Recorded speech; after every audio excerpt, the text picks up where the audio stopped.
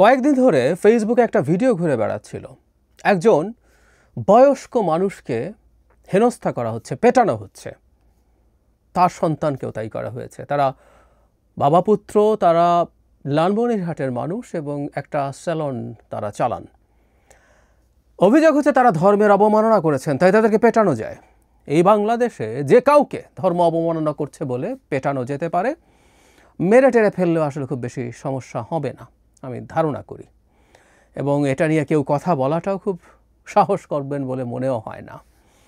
আমি খেয়াল করে দেখলাম, আমি অপেক্ষা করছিলাম, কারণ আসলে ঠিক কী ঘটেছে I was not confirm about that. ফেসবুকে অনেকেই লিখছেন, অনেক কিছু লিখছেন, কিন্তু ফেসবুকের দেয়া তথ্যকে রিলাই করা কঠিন। সে কারণে দেখতে চাইছিলাম যে কোনো মেইন স্ট্রিম মিডিয়াতে নিউজটা আসে কি না। পরবর্তীতে আসলো বিবিসি বাংলা এবং প্রথম আলো, এ দুটো জায়গায় দেখলাম এবং রিপোর্টটা পড়লাম। মোটা দাগে যা বলা হচ্ছিল কাছাকাছি রকম তথ্যই আমাদের সামনে এসে হাজির হয়েছে। কিন্তু একটা জিনিস খুব দেখার আছে, এটা নিয়ে কথা বলবো বিস্তারিত, কিন্তু যেটা একটু অফ টপিক সেটা হচ্ছে আমাদের মিডিয়াও কি ভয় পাচ্ছে এখন এ ধরনের নিউজ পাবলিশ করার জন্য। সত্যি এটা একটা বড় প্রশ্ন, কারণ নিউজ পাবলিশ করলে কোথা থেকে কারা এসে মব তৈরি করে এবং যে কোনো কিছু করে ফেলে, এই ঝুঁকি তৈরি হয়েছে। এবং কিছু মানুষজন আছে, কিছু সকল ইন্টেলেকচুয়ালসও আছেন যারা এই মবকে জায়েজ করার চেষ্টা করছেন, বিপ্লবোত্তর এক ধরনের প্রয়োজনীয় সন্ত্রাস বা প্রয়োজনীয় সহিংসতা হিসাবে দেখাতে গিয়ে। যাই হোক, ওই আলোচনায় আর ঢুকছি না। কিন্তু এই যে ঘটনা ঘটলো এবং ঘটনাচক্রে যেহেতু এনারা হিন্দু সম্প্রদায়ের মানুষ, আমি এটার সাথে এটা কিভাবে ঘটেছে জানি না, কিন্তু বাংলাদেশে এই ধরনের একটা ঘটনা ঘটানো বা অনেক ঘটনা ঘটানো, বিজেপির একটা রাজনীতি আছে। রাজনীতি থাকার যথেষ্ট কারণ আছে এবং আমরা অনেকে জেনে বা না জেনে অনেকে এটার অংশ হয়ে এই রাজনীতিতে ঢুকছেন। আমি ঘটনাটা সম্পর্কে যেটা জানা গেল সেটা সম্পর্কে এভাবে বলি যে বাবা এবং সন্তানকে নিয়ে মামলা হয়েছে, পেটানোর পর পুলিশে সোপর্দ করা হয়। এবং খুব ইন্টারেস্টিং হচ্ছে, বিবিসি বাংলায় বলছে এরকম, মসজিদের ইমাম বাদী হয়ে থানায় মামলা করেছেন। ওই মসজিদের খতিব মামলার একজন সাক্ষী বলছেন জবায়ের হোসেন ওনার নাম, ওই দুই নাপিত নবীকে অসম্মান করে কথা বলেছেন, এর প্রত্যক্ষদর্শীও আছে। তারপরে বলা হচ্ছে তাকে সাক্ষী বলা হয়েছে, উনি সাক্ষী হিসেবে তাকে বলা হয়েছে, কিন্তু তিনি নিজের কানে এটা শোনেন নাই। খেয়াল করি, উনি একটা মসজিদের খতিব, উনি সাক্ষী, উনি আবার বলছেন এরকম। আচ্ছা, যিনি বাদী, যিনি সাক্ষী, কেউই প্রত্যক্ষদর্শী নন, তারা বলছেন তাদেরকে কেউ বলেছে এবং তাদের সাথে মুসল্লি এবং ইমামের সম্পর্ক আছে অভিযোগকারীর, এরকম ব্যাপার। এখানে অভিযোগ হচ্ছে তারা নাকি চুল কাটাতে গেছেন, তখন নবী দাঁড়ি বা আরও স্ত্রী, প্রথম আলোতে এরকম আছে, নবীর স্ত্রীদেরকে নিয়ে কটূক্তি করেছেন, এই ধরনের অভিযোগ করা হয়েছে। মানে এটা ঘটেছে শুক্রবার, এরপর প্রায় 3 দিন পরে গিয়ে তাদের উপরে হামলা করা হয়েছে। ভিন্ন একটা ভার্সন আমরা আসলে জানি, সেটা হচ্ছে এরকম, তার পরিবার থেকে যে এখানে চুল কাটিয়ে টাকা কম দেওয়ার জন্য চেষ্টা করা হয় এবং সেটা নিয়ে বাকবিতণ্ডা, এবং সেই বাকবিতণ্ডার জেরে পরিকল্পিতভাবে এই ধরনের ঘটনা ঘটিয়েছেন যিনি ওখানে ছিলেন। মানে আমরা একটু এভাবে যদি একটু মোটা দাগে দেখার চেষ্টা করি, আমরা আসলেই জেনুইন ইনভেস্টিগেশন এবং বিচার ছাড়া কোনো মন্তব্য করা কঠিন। কিন্তু শুরুতে বলে নেওয়া খুব জরুরি, সেটা হচ্ছে যদি তারা ধর্ম অবমাননাকর মানে মন্তব্য করেও থাকেন, আমরা প্রায় এই কথাটা বলছি, সেটা হিন্দু ধর্মের কেউ হোক, মুসলিম ধর্মের কেউ হোক, যে কেউ হোক, মব তৈরি করা আর তাদেরকে হেনস্থা করা বা পেটানো যাবে না। বাংলাদেশ কোনো ইতরের দেশ না, বাংলাদেশ একটা সভ্য রাষ্ট্র। আমি এটা মানতে প্রস্তুত আছি, এ ধরনের মন্তব্য মানুষকে আহত করে যদি সেটা ট্রুলি কেউ করে থাকেন। কিন্তু তারপর একটা সভ্য দেশে বাস করার শর্ত হচ্ছে আমরা এটা নিয়ে আইনগত ব্যবস্থা নিতে যাব, কারণ বাংলাদেশের দণ্ডবিধিতে এগুলো ফৌজদারি অপরাধ হিসাবে চিহ্নিত, আইনের আশ্রয় নেওয়ার সুযোগ আছে। সুতরাং সেটাই করতে হবে, এর বাইরে কোনো কিছু করা যাবে না, আসলে কোনোভাবেই কোনো কিছু করা যাবে না। এমনকি ধর্ম এই ধরনের মব তৈরি করে মানুষকে জাস্ট একটা অভিযোগের ভিত্তিতে এসব করা বা কোনো রকম কোনো নিশ্চিত কিছু থাকলেও করা অনুমোদন করে না। আমি প্রচুর ধর্মগুরুকে, আমাদের যারা ইসলাম ধর্মের ধর্মগুরুরা আছেন, আমি অনেককে এই ব্যাপারে তাদের কথা বলতে শুনেছি এবং আমি মনে করি এবং আমি এক্সপেক্ট করি আমাদের হুজুর যারা ওয়াজ করেন প্রচুর, এগুলো নিয়ে নিয়মিত কথা বলবেন, নিয়মিত কথা বলা উচিত। না হয় এগুলো আদতে ভারতের পারপাস আমরা সার্ভ করব। আমি আসবো সেই জায়গায়। এখানে একটা অবিশ্বাস্য মন্তব্য নিয়েও প্রচুর কথাবার্তা আছে। প্রথম আলো এখানে দেখানোর চেষ্টা করে, মানে একটা ভিডিও ছড়িয়ে পড়েছে ওসি ওখানে যে বক্তব্য দিয়েছেন, বক্তব্যটা আমি একটু পড়ি। উনি বলছেন, ওসি হিসাবে আইন শৃঙ্খলা রক্ষার দায়িত্ব আমার, কিন্তু যে ঘটনা ঘটেছে সেটা আমারও কলিজায় আগুন লেগেছে, আপনাদের মতো চোখে পানি আমারও এসেছে। কিভাবে এত বড় উদ্ধত্যপূর্ণ আচরণ এদেশে হয়, এদেশে করে, আমি আপনাদের ওয়াদা দিলাম, আমি তাদের যখন অ্যারেস্ট করেছি বাংলাদেশে এমন মামলা তাদের দেব, নিশ্চিত তাদের যেন যাবজ্জীবন বা ফাঁসি হয়। ওসি পরে বলছেন যে বক্তব্যটা তিনি মবকে শান্ত করার জন্য বলেছেন। আমি জানি না ওখানকার সিচুয়েশন আসলে ঠিক কেমন হয়েছিল।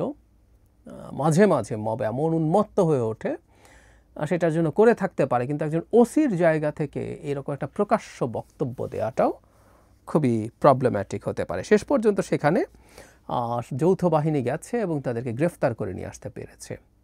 উই আর লাকি যে তারা অনেক বেশি সময় সেখানে আটক ছিলেন না। অনেক বেশি সময় তারা গণপিটুনির শিকার হতে থাকলে কেউ আরও বেশি আহত হওয়া বা মৃত্যুবরণও করতে পারেন। এই মবগুলো যখন তৈরি হয় সেগুলো একটা ডিফারেন্ট বিহেভিয়ার, মবের একটা ডিফারেন্ট আচরণ আছে, এটা ব্যক্তি থাকে না আর। এবং আমাদের মধ্যে এত বিভৎস নৃশংসতা আছে, যে কোনো কিছু ঘটে যেতে পারতো। আমরা রীতিমতো একটা পকেট মারকে পিটিয়ে মেরে ফেলি। সেখানে এখানে যে অভিযোগ সেটা তো ভয়ঙ্কর। যে কথাটা বলছিলাম, এই ধরনের কাজের পেছনে, যেমন ধরুন এখানে কারা কারা জড়িত, কে কে জড়িত আছে বের করে ফেলা যায়, খুব সহজে বের করে ফেলা যায়।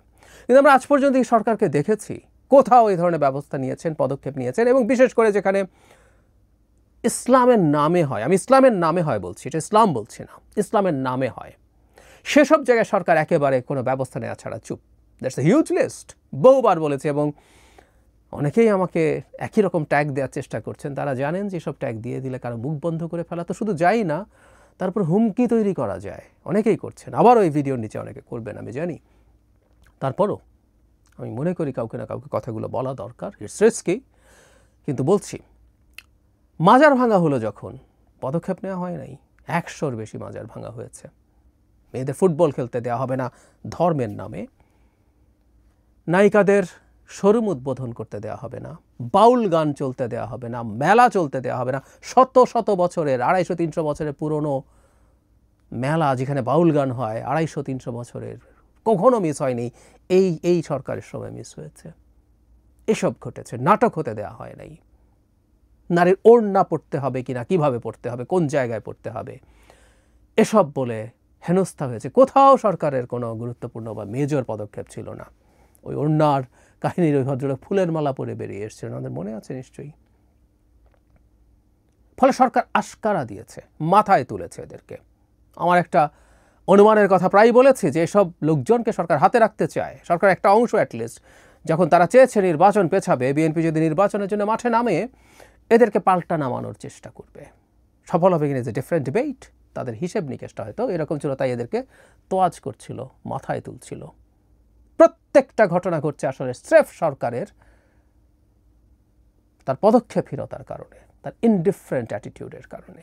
ইয়াস, I strongly believe in that. এবং সরকার পরিকল্পনা করেই তাদেরকে ছাড়টা দিয়েছে, এবং কোনো কোনো ক্ষেত্রে নির্লিপ্ততা আসলে অ্যাক্টিভলি সাহায্য করার মতো।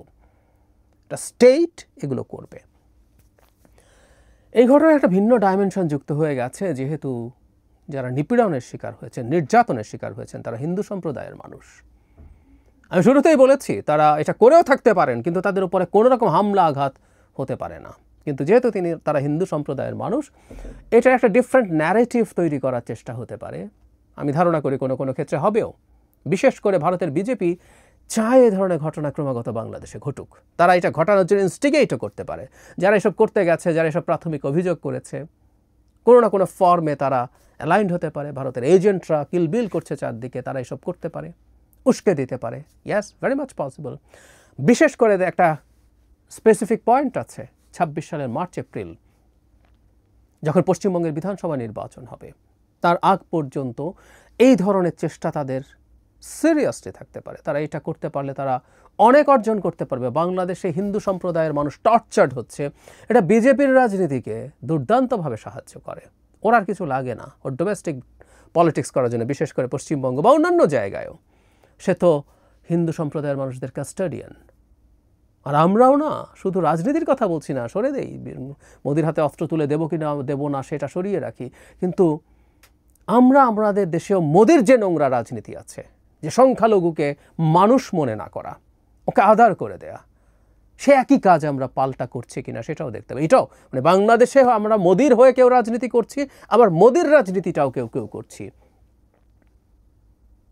সংখ্যাগুরু মানে বেশি সংখ্যা হওয়ার যে শক্তি, সেটার তোড়ে আমরা সংখ্যালঘুদেরকে যা ইচ্ছা তা করতে পারি। অথচ একটা সভ্য রাষ্ট্র মানেই, ন্যূনতম সভ্য রাষ্ট্র মানেই ওখানে সংখ্যালঘুরা কেমন থাকে, সে কতটুকু সিকিউরড ফিল করে সেটা বোঝা। একটা প্রত্যন্ত জেলার একটা প্রত্যন্ত এলাকায় স্যালন চালান এমন বাবা ছেলে, তাদের ছবি দেখলেই আমরা দেখতে পারি, বুঝতে পারি খুবই নিরীহ লুকিং। তাদের এত বড় স্পর্ধা বিবিসিতে আছে, শুধু ওই দিন না, এর আগেও নাকি তারা করেছেন এটা। এত বড় স্পর্ধা হয় কিনা আমরা জানি, খুব ভালো মতো জানি। এই ভালনারেবিলিটির সুযোগ কেউ কেউ নেওয়ার চেষ্টা করি, কারো হয়ে বা নিজে। আর করলে আবারও বলছি, মনে করছি অনেকে যে এটাকে আমি সহজে হজম করতে পারবো কারণ সংখ্যালঘু। এগুলো মোদির রাজনীতি, এগুলো মোদির রাজনীতি। বাংলাদেশে মোদির রাজনীতিকে পেট্রোনাইজ করার জন্য আমরা অন্তত মানে এটার বাধা হয়ে দাঁড়ানোর জন্য আমরা অন্তত শেষ রক্তবিন্দু পর্যন্ত লড়াই করব। এদেশে মোদির রাজনীতি চলবে না, কোনোভাবেই চলবে না। মোদির আইডেন্টিটির রাজনীতি দিয়ে ভায়োলেন্স ধর্মীয় সংখ্যালঘুর উপরে চালানো, সেটা হলো ওই রাজনীতি। আবার মোদির রাজনীতির সহায়তা করার রাজনীতি, যে হিন্দু মানুষকে নিপীড়নের মাধ্যমে তার পশ্চিমবঙ্গে বা অন্য কোনো রাজ্যে ভোট ব্যাংক বাড়ানোর রাজনীতিতে সাহায্য করা, কোনোটাই হতে দেওয়া যাবে না।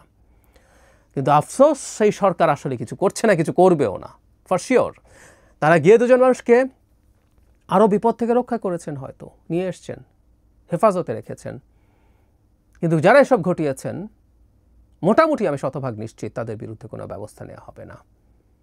এটা আমি জানি না, এই জন্যই বলছি সরকারের ক্ষমতায় থাকা 5 বছর থাকা টাকার আলাপ অনেকে দেন, ন্যূনতম কতগুলো আইন শৃঙ্খলার পরিস্থিতি তারা ঠিক রাখতে পারছেন এবং ঘটে গেলে সেটা অনুযায়ী ব্যবস্থা নিতে পারছেন না। অথচ খোয়াব দেখেন 5 বছর ক্ষমতায় থাকবেন, কেউ কেউ আওয়াজ তোলেন, আবার শোরগোল করেন, হাস্যকর।